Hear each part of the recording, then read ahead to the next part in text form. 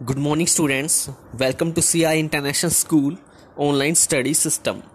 Remember, we are doing lesson number 2, the some basic concept of macroeconomics, and our topic is the classification of goods.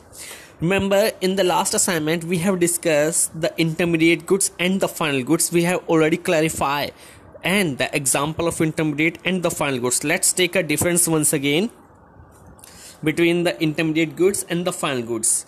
देखिए, number first intermediate goods. These goods are remain within the boundary line of production and are not ready for use by their final user. तो intermediate goods जिन्हें हिंदी में कहते हैं मध्यवर्ती वस्तुएं. देखिए, हिंदी में सोच के देखिए, मध्यवर्ती वस्तुएं यानी जो भी बीच में फंसी हुई हैं, जिन पर प्रोडक्शन स्टार्ट हो चुका है लेकिन प्रोडक्शन फिनिश नहीं हुआ है. यानी कि इंटरमीडिएट गुड्स वो गुड्स होते हैं जो बाउंड्री लाइन प्रोडक्शन के अंदर है अभी तक, ठीक है, जिन पर प्रोडक्शन अभी फिनिश नहीं हुआ है, and which are not ready for use by their final user, और अभी उन्हें उसके फाइनल यूजर यूज नहीं कर सकते. Intermediate goods. देखिए, किसी बाइक का एक पहिया देखिए, पहिया, ठीक है, व्हील देखिए. अब वो व्हील को आप क्या यूज करोगे? कुछ यूज नहीं कर सकते. वो इंटरमीडिएट गुड्स है क्योंकि उसे अंतिम वे में बाइक में जाके फिट होना है, तब जाके वो फाइनल गुड्स का पार्ट बनेगा. तो इंटरमीडिएट ये गुड्स होते हैं. फाइनल गुड्स देखिए, they already cross the boundary line of production and they are ready for use. तो फाइनल गुड्स मैंने बताया था प्रोडक्शन प्रोसेस को पार कर चुके और रेडी फॉर यूज है. सेकंड देखिए, दीज गुड्स में be used as raw material for the production of other goods during the accounting year. तो इंटरमीडिएट गुड्स को हम रॉ मटेरियल यानी कच्चे माल के तरह भी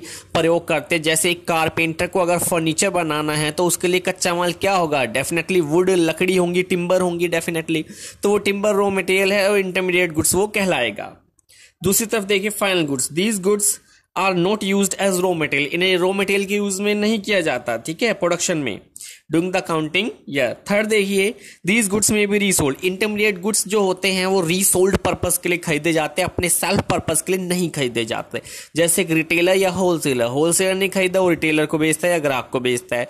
उसी तरह रिटेलर जब खरीदता है तो अपने यूज ना करके ग्राहक को आगे बेचता है. तो इंटरमीडिएट गुड्स को हम रीसोल्ड पर्पस के लिए खरीद सकते हैं, जबकि जो फाइनल गुड्स होते हैं उसका यूज हमें खुद करना होता है. उसे हम रीसोल्ड पर्पस के लिए नहीं खरीदते. हम घर में आटा लाए हैं खाना बनाने के लिए, ऐसा तो नहीं होता उसे हम किसी और को बेच देते हैं, या हम बुक्स लाए हैं पढ़ने के लिए किसी और को उसे बेच दे, ठीक है. तो इसीलिए फोर्थ देखिए, इंटरमीडिएट गुड्स में वैल्यू एडिड होना भी बाकी होता है. उसमें कोई ना कोई वैल्यू एडिशन होगा, चाहे वो बेशक से कमीशन ही क्यों ना हो अपना, जबकि जो फाइनल गुड्स में कोई वैल्यू एडिशन नहीं होता. इंटरमीडिएट गुड्स पर जो कॉस्ट आते हैं उसे हमने कहा था डेफिनेटली कौन सी कॉस्ट थी, वो इंटरमीडिएट कंजप्शन या इंटरमीडिएट कॉस्ट, ठीक है. जबकि जो फाइनल गुड्स पर खर्चा होता है हमने उसे क्या कहा था? कंजप्शन एक्सपेंडिचर कहा था, ठीक है. लास्ट पॉइंट देखिए दोनों का, intermediate goods are not included in the estimation of national income. Very important, intermediate goods को हम नेशनल इनकम निकालते समय काउंट नहीं करते. क्यों नहीं करते? क्योंकि इंटरमीडिएट कॉस्ट की वैल्यू ऑलरेडी फाइनल गुड्स में ऐड होती है, ठीक है. तो इसीलिए इंटरमीडिएट गुड्स को नहीं करते, लेकिन फाइनल गुड्स को नेशनल इनकम या नेशनल प्रोडक्ट में काउंट करते हैं. तो ये था डिफरेंस. अब देखिए कंज्यूमर गुड्स क्या होते हैं. So consumer goods are those goods which are directly used for the satisfaction of human wants. तो जिन गुड्स को हम डायरेक्टली यूज करते हैं अपनी वांट्स को पूरा करने के लिए, अपने वांट्स को सेटिस्फाई करने के लिए, वो कंज्यूमर गुड्स होते हैं. यानी जिनका यूज कंज्यूमर करते हैं वो कंज्यूमर गुड्स हो गए, जिनका यूज प्रोड्यूसर करते हैं वो प्रोड्यूसर गुड्स हो जाते हैं. तो डेफिनेटली जिन गुड्स का यूज कंज्यूमर करते हैं for the satisfaction of their wants, that is called consumer goods. अब देखिए, इन्हें 4 तरह से बांटा जाता है. देखिए 4 टाइप्स ऑफ कंज्यूमर गुड्स. सबसे पहला था ड्यूरेबल कंजप्शन गुड. ड्यूरेबल मतलब जो लंबे समय तक चलते रहें, लंबे समय तक चलते रहेंगे, 4 साल 5 साल 10 साल. एसी, कूलर, फ्रिज, रेफ्रिजरेटर, ये सब इसके एग्जाम्पल है. देखिए, durable consumption goods are those goods which can be used for several year. यानी इन्हें सेवरल यानी कई सालों तक, कई वर्षों तक हम यूज कर सकते हैं. And they having a very high value, और इनकी जो वैल्यू होती है काफी हाई होती है. जैसे रेफ्रिजरेटर 10,000 का आता है, एसी डिपेंड करता है किस कंपनी का है, 20,000 के पार जाएगा. तो इनकी वैल्यू काफी हाई होते हैं. They are repeatedly used. इन्हें बार बार प्रयोग किया जाता है. आज आपने कूलर चलाया, कल चलाओगे, परसों चलाओगे, अगले साल गर्मी आएगी तब चलाओगे डेफिनेटली. तो इन्हें बार बार यूज किया जाता है. इनके एग्जांपल है TV, radio, car, scooter, washing machine etcetera. आप खुद भी बहुत सारे एग्जांपल बना सकते हैं.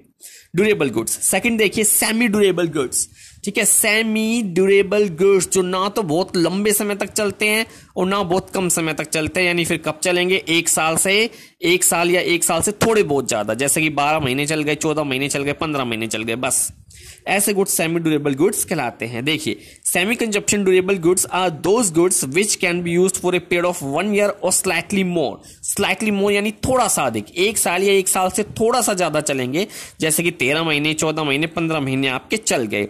They are not very high value, तो ये ड्यूरेबल गुड्स के कंपैरिजन में, ड्यूरेबल गुड्स की तुलना में इनकी वैल्यू कम होते हैं। ड्यूरेबल गुड्स तो काफी हाई वैल्यू के बताए थे हमने, लेकिन जो सेमी ड्यूरेबल गुड्स है उनकी वैल्यू काफी कम होती है। ठीक है, ड्यूरेबल गुड्स की तुलना में कम होती है। आगे देखिए इसके एग्जांपल, क्लोथ्स, कपड़े आप देखोगे ज्यादा से ज्यादा 1 साल आप पहनते हैं, 12 महीने पहन लिए, 14 महीने पहन लिए, बस। ठीक है, फर्नीचर देखिए, फर्नीचर भी इतना ही चलता है।